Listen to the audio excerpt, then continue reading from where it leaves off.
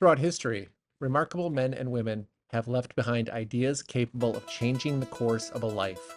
In each episode, we'll explore one section of a timeless book, uncovering the enduring wisdom, practical lessons, and powerful stories that continue to shape thoughtful lives today. These are more than book summaries. They are an invitation to join great dialogue that has connected generations of readers, leaders, and lifelong learners. Welcome to the conversation. Welcome to Dialogue on Dialogue.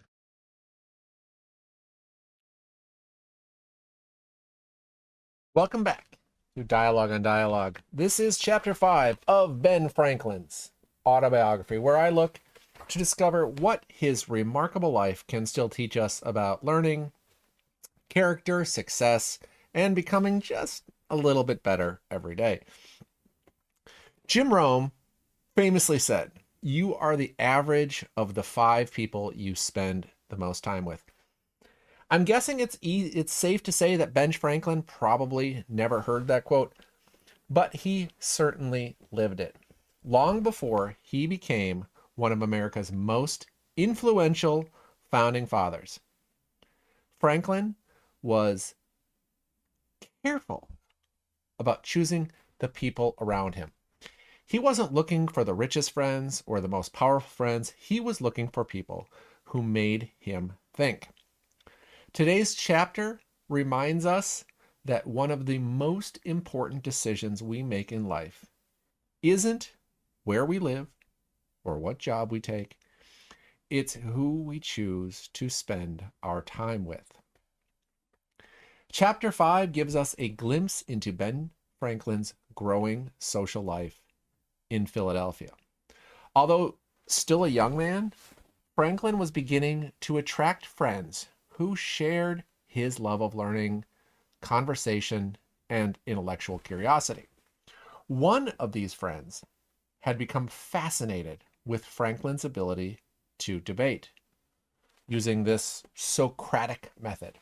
Rather than overwhelming people with forceful arguments, Franklin had learned to ask thoughtful questions that gently exposed weakness in another person's reasoning.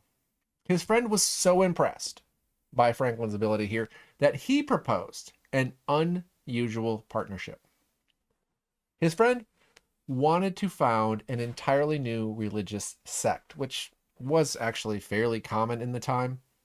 His plan was simple.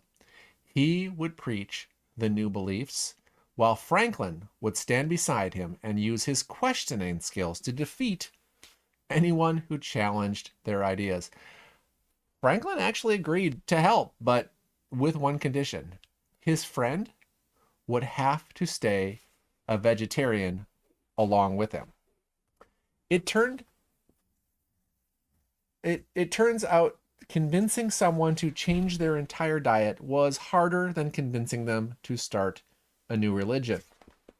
His friend couldn't stick with it, and the plan eventually quietly faded away. For Franklin, however, vegetarianism had become more than a philosophical experiment. He discovered it was also a very practical method of living. By eating simple meals, he could save money that would otherwise be spent on food.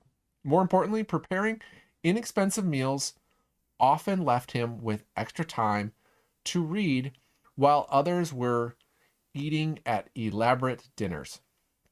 Even his diet became an investment in his future. During this period, Franklin also began pursuing a young woman whose company he quite enjoyed. Her mother, however, believed that Franklin was still just a little too young and financially unstable for marriage.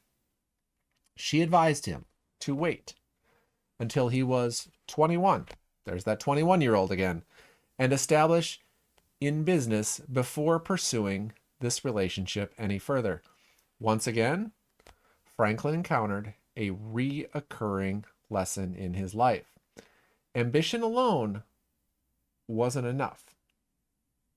Stability mattered too. Perhaps the most enjoyable part of the chapter is Franklin's description of his inner circle of friends at the time. These weren't drinking buddies or casual casual acquaintances. They were readers, writers, and thinkers. On weekends, they would leave the city and walk out into the surrounding woods and spend hours discussing books, philosophy, writing, and ideas. Sometimes they even wrote poetry and critiqued one another's work. They weren't simply entertaining themselves. They were sharpening one another. Without realizing it, Franklin was laying the foundation for what would eventually become the Junto, a small group dedicated to mutual improvement that would go on to influence both Philadelphia and eventually America itself. Here are a few lessons that I pulled out of Chapter 5 of the autobiography of Ben Franklin. Lesson 1, choose friends who challenge you. Franklin intentionally surrounded himself with people who loved learning. Their conversations weren't centered on gossip or complaints. They discussed things like books, ideas, writing, poetry. Each person helped make the others just a little bit better. It's worth asking ourselves a simple question. Do the people that I spend most of my time with encourage me to grow, or simply help me stay comfortable? Lesson number 2, small sacrifices create big opportunities. Franklin's vegetarian experiment wasn't primarily about health. It was about priorities. By spending less money on food, he gained something far more valuable: time, money, and additional opportunities to learn. Every one of us makes small choices each day. Some consume our future, others invest in it. Franklin consistently looked for ways to convert today's sacrifice into tomorrow's opportunity. Lesson number 3, build before you rush. Twice now in the autobiography of Benjamin Franklin, he has encountered the same advice. You're talented, but first, become established. Whether it was his father delaying the printing business or a young woman's mother delaying marriage, Franklin kept hearing the same message. Build your foundation before building everything else upon it.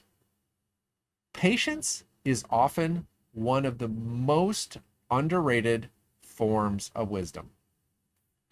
Lesson number 4, great communities start small. Franklin's weekend discussions in the woods may have seemed insignificant.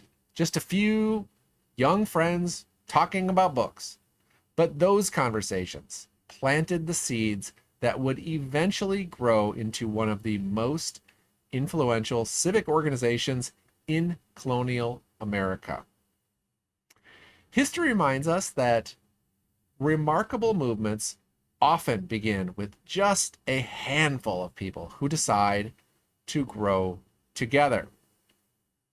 One of the most striking things about Benjamin Franklin's early life is that he never waited until he was successful to begin living intentionally. He chose his friends intentionally. He spent his money intentionally. He managed his time intentionally. He pursued learning intentionally. Long before Franklin became a famous inventor, diplomat, or founding father, he was becoming the kind of person capable of those achievements. And perhaps that's the lesson of this chapter. Success isn't usually the thing that changes us. It's the daily habits and the people we choose to share them with that shape who we become eventually. Until next time, remember, the lessons are older than we are and just as relevant today.